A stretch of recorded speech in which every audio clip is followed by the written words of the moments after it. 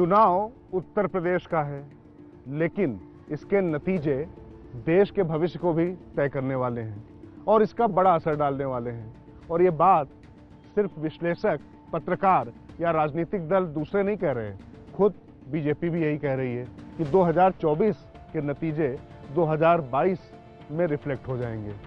लेकिन राज की बात आज की जो हमारी है वो इस बात पर है कि कैसे उत्तर प्रदेश के चुनाव से तीसरा मोर्चा, यानी जो गैर बीजेपी और गैर कांग्रेस दलों का होगा, उसकी झलक दिखाई पड़ने लग जाएगी और नतीजे इसका आकार, प्रकार और भविष्य तय करेंगे। ये योगी नहीं है, उत्तर प्रदेश के लिए अनुपयोगी है।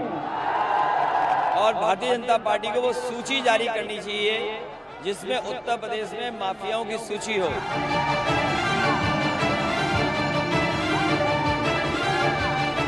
राज की बात यह है कि भले ही यूपी में बीजेपी के खिलाफ चुनाव अखिलेश लड़ रहे हों, लेकिन दूसरे राज्यों के बड़े छत्रप भी देश के सबसे बड़े सूबे में पूरी रुचि बनाए हुए हैं। मोदी शाह की जोड़ी का तिलिस्म तोड़ने के लिए स्थानीय छत्रपों ने राज्यों से बीजेपी को घेरने की रणनीति बनाई है। पश्चिम बंगाल में जिस तरह से तृणमूल कांग्रेस ने ये किया, उसके बाद हौसला और बढ़ा है। उस समय तृणमूल सुप्रीमो ममता बनर्जी के साथ साथ मराठा छत्रप एनसीपी सुप्रीमो शरद पवार लगातार उनके साथ खड़े रहे। अब यूपी में भी पवार और ममता की वो जोड़ी जिसने अपने अपने राज्यों में बीजेपी को पटकनी दी, वह अखिलेश के पीछे खुलकर खड़ी हो गई।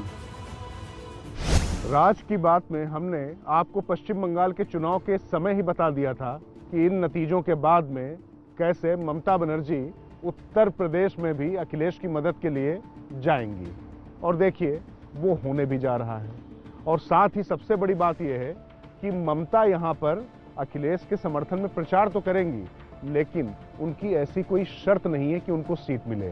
हालांकि प्रतीकात्मक रूप से एक सीट उनको समाजवादी पार्टी दे सकती है। अलबत्ता एनसीपी यानी राष्ट्रवादी कांग्रेस पार्टी को 2 सीटें कम से कम मिलना तय माना जा रहा है।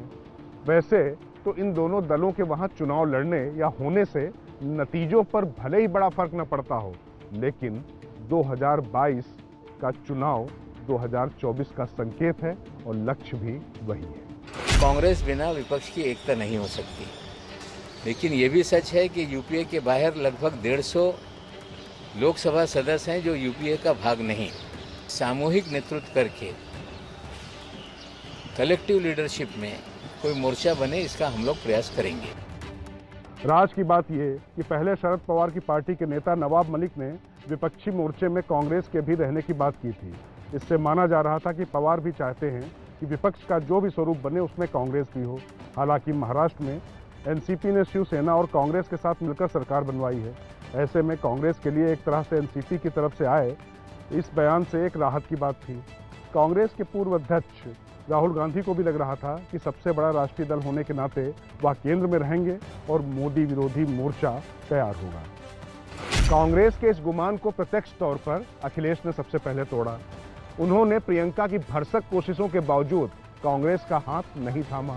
झल्लाई प्रियंका ने ताबड़तोड़ वार किए, लेकिन अखिलेश टस से मस्तक नहीं हुए और उन्होंने छोटे छोटे दलों जैसे रालोद और सुहेलदेव पार्टी और अब अपने चाचा की प्रगतिशील समाजवादी पार्टी के साथ भी अपना कुनबा बढ़ाना जारी रखा है। पार्टी ने लगातार प्रयास किया है, कोशिश की है कि क्षेत्रीय दल और जो छोटे दल हैं उनको साथ लिया जाए, और उसमें कई दल समाजवादी पार्टी के साथ आए हैं। जो क्षेत्रीय दल हैं उनको जोड़ा जाए, और स्वाभाविक है कि चाचा का भी एक दल है, उस दल को भी साथ लाने का काम करेंगे।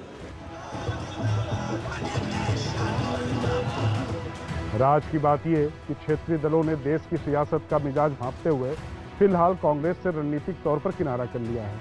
मतलब ये कि कांग्रेस जो अपने आप में मानकर चल रही थी कि एंटी मोदी न्यूक्लियस में वह केंद्र में रहेगी, उसे छत्रप बर्दाश्त करने को तैयार नहीं हुई। इसीलिए पहले तृणमूल ने कांग्रेस को जगह जगह तोड़ना शुरू किया। एनसीपी ने इस पर मौन धारण किया।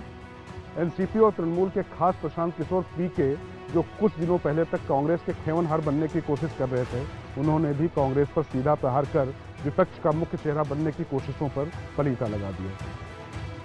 खास बात यह कि एनसीपी और तृणमूल ही नहीं, बल्कि तमिलनाडु में कांग्रेस के साथ मिलकर सरकार चला रही डीएमके के अध्यक्ष और उसके मुख्यमंत्री एम.के. स्टालिन ने भी कहा कि ये जरूरी नहीं कि विपक्ष की अगुवाई कांग्रेस ही करे।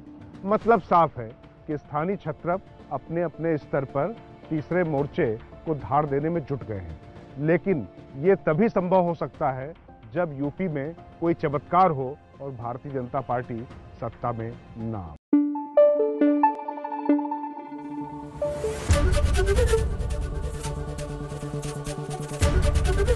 एबीपी न्यूज आपको रखे आगे।